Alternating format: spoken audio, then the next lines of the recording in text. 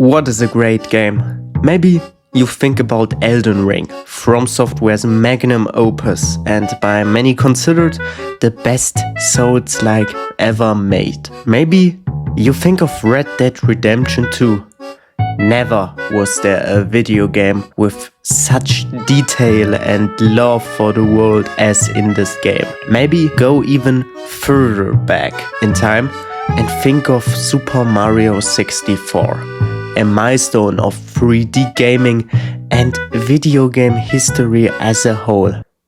But if you ask me, my answer is much more simpler.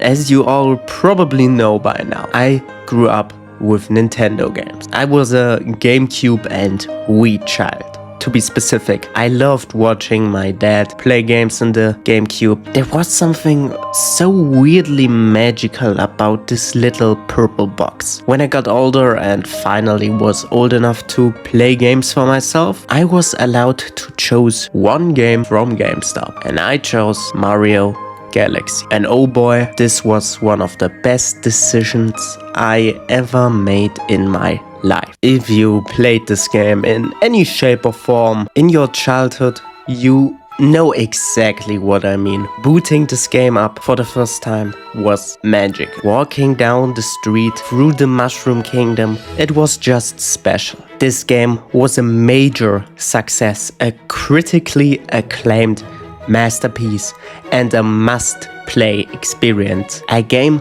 so creative, so magical, so good that it impacted games and generations of games for years to come. But you know that, don't you? You already know most of this. You don't need me to tell you that. But what I'm going to tell you is why it's so good. Why we all fondly remember Mario Galaxy. On a beautiful summer night, Peach writes a letter and asks our plumper Mario to spend time with her at the Starbit Festival. A beautiful festival that happens every few years to celebrate the stars.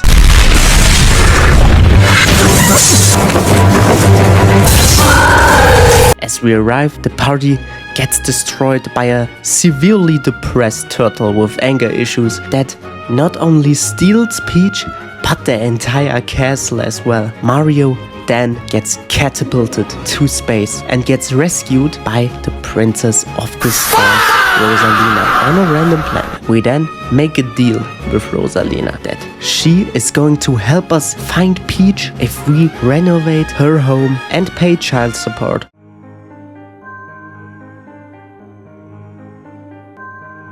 This right here is the Comet Observatory, Rosalina's home and our hub world for this game. This place has a lot of charm and grows more and more the more stars you collect. This place feels so alive with all the inhabitants and the music.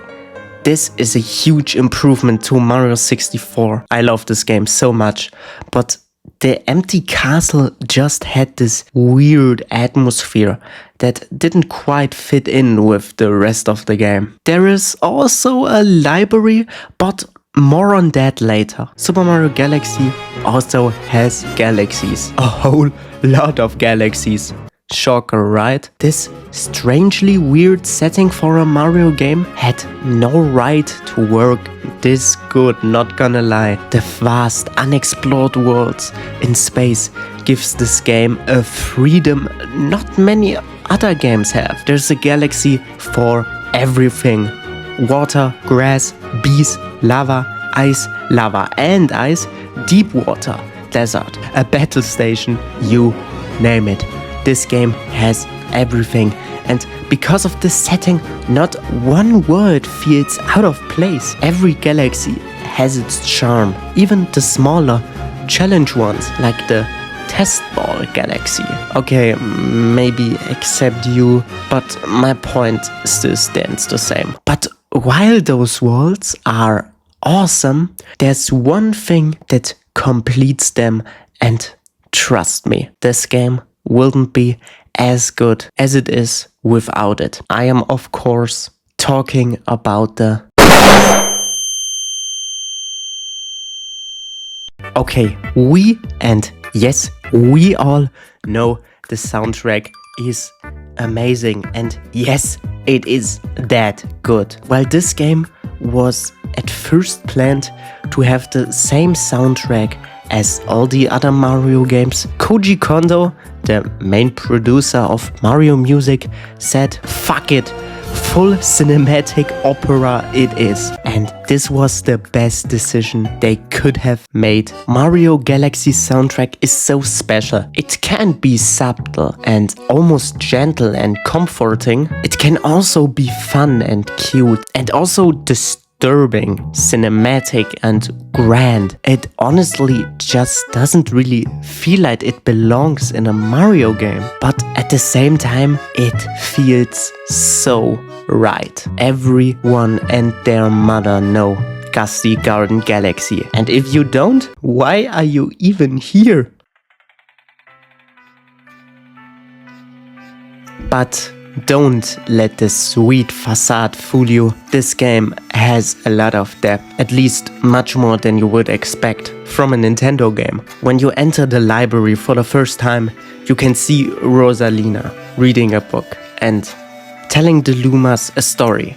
Her story, to be exact. As a kid, Rosalina lost her parents at a young age. That's why she chose to travel across the universe to find them. While searching, she met a Luma that searched for his mother as well. Together they traveled to many planets and galaxies to find their family. One day they stumble on a little planet that had enough food and water where both of them could live, or at least rest for a while. They chose to build a home on it. A kitchen, a bathroom, bedroom, a library, you name it. While doing so, she got an anxiety attack, and the realization hit her that she will never find her family, her mother, because her mother sleeps under the tree.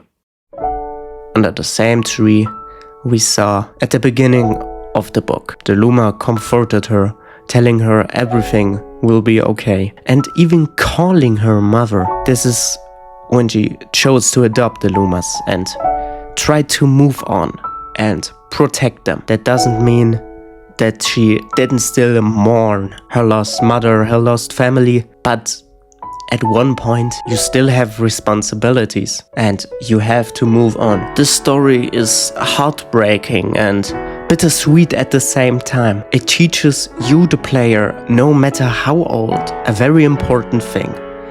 And that is that you can mourn someone, but eventually you have to move on, because at the end of the day, the world keeps going and you do have responsibilities and people that care about you and want to help you.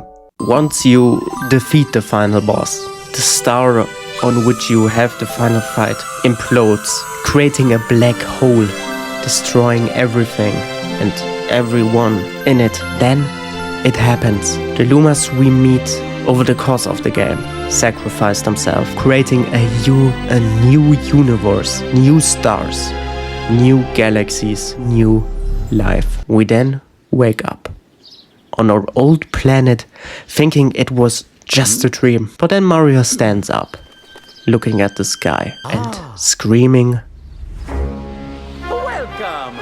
Welcome, new galaxy!" Everyone thinks he's crazy, but that's not important, because Mario knew that the galaxy moved on.